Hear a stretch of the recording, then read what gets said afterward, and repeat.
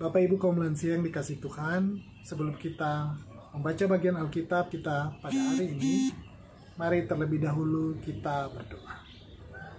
Allah kami yang penuh kasih, kami mengucap syukur buat kesempatan untuk kembali dapat menghadap hadirat-Mu, membaca dan merenungkan firman.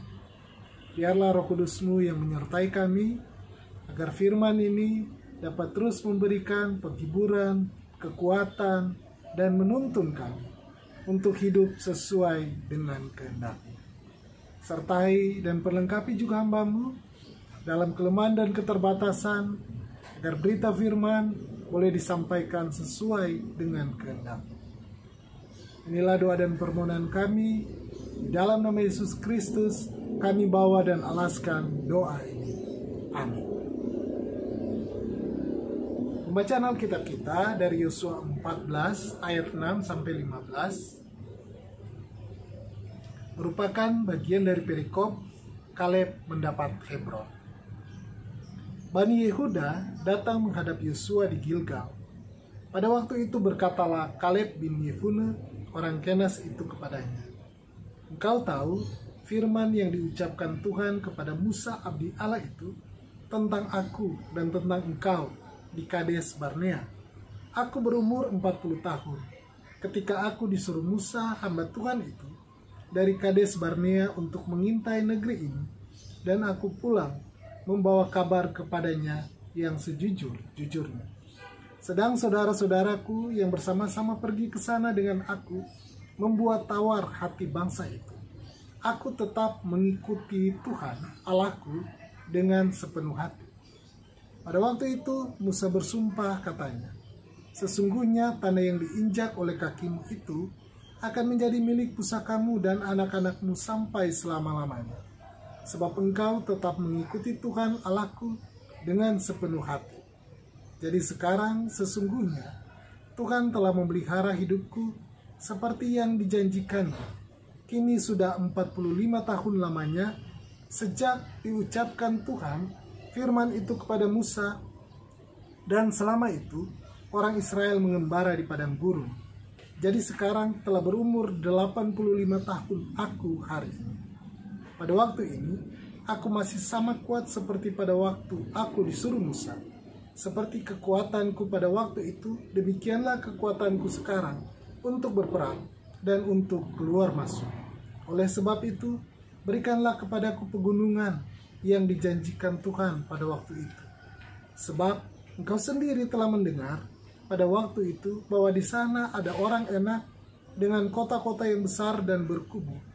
Mungkin Tuhan menyertai aku, sehingga aku menghalau mereka seperti yang difirmankan Tuhan."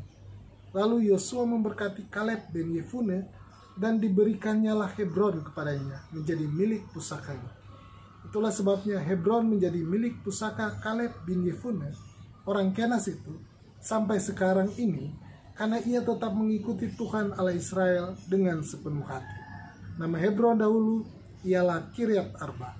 Arba ialah orang yang paling besar di antara orang Enak.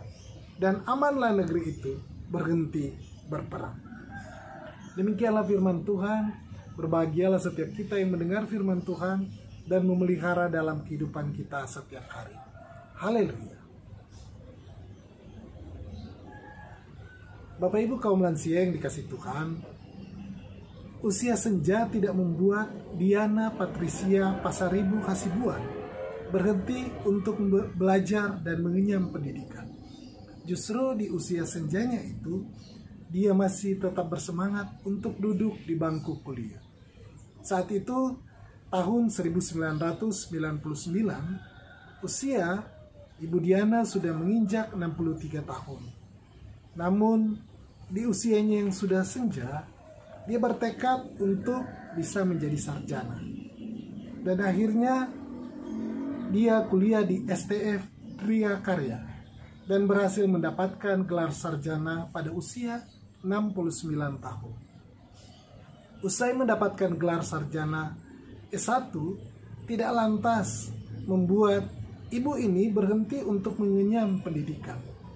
Dia kemudian melanjutkan ke jenjang S2 di program pasca sarjana Magister Teologi di Sekolah Tinggi Teologi Bethel atau STTBI Jakarta, dan berhasil menyelesaikan pendidikan dengan baik pada usia 73 tahun, dan kemudian melanjutkan ke S3 dan berhasil mendapatkan gelar doktor. Atas semangatnya menempuh pendidikan itu, Museum Rekor Indonesia atau MURI menganugerahkan rekor muri kepada Ibu Diana Patricia Pasaribu Hasibuan sebagai wanita S3 tertua di Indonesia. Dengan ilmu dan status doktor yang disandangnya, Ibu Diana mengaku akan mengabdikan dirinya untuk agama melalui aktivitasnya di gereja. Dia mengaku gelar doktor merupakan sesuatu yang hebat. Namun, hal itu bukan merupakan penghargaan yang istimewa jika tidak diimbangi dengan kualitas.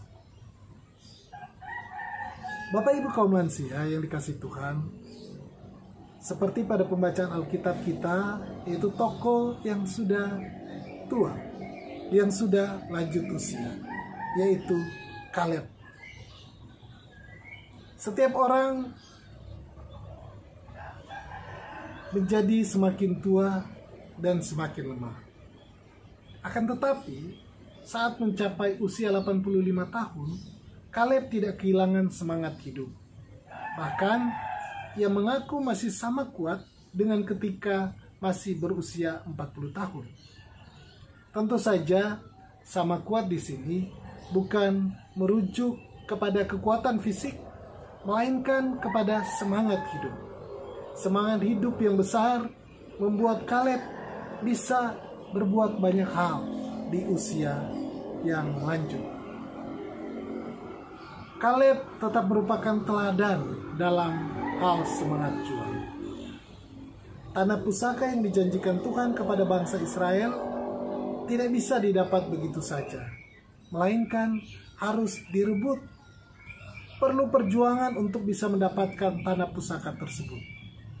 Dengan pengalaman, semangat, dan kekuatan yang dimilikinya, Kaleb berjuang sampai berhasil merebut seluruh daerah yang menjadi milik pusakanya. Usia yang lanjut tidak menghalangi Kaleb untuk terus berjuang. Bapak Ibu kaum lansia, memang kita tidak boleh berhenti berkarya sampai putih rambut atau bahkan sampai akhir hayat. Banyak yang bisa kita lakukan dalam usia yang lanjut, dengan bercocok tanam atau berkebun, menekuni hobi,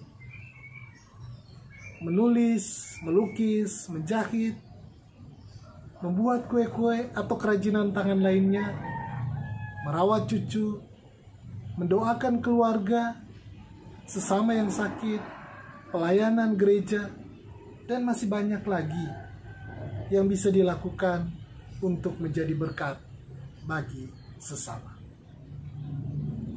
Bapak Ibu kaum lansia yang dikasihi Tuhan, kaum lansia GKP Rangkas Bitung juga menunjukkan bahwa dalam usia yang lanjut masih tetap bersemangat untuk melakukan berbagai kegiatan. Misalnya, waktu kebaktian yang saat ini bertambah dari 2 kali sebulan menjadi setiap minggu. Walaupun saat ini masih dalam bentuk kebaktian online, tetapi tetap diikuti dengan antusias. Semangat hidup, semangat juang, iman, inilah yang Bapak Ibu kaum lansia tunjukkan, yang merupakan teladan bagi yang lebih muda.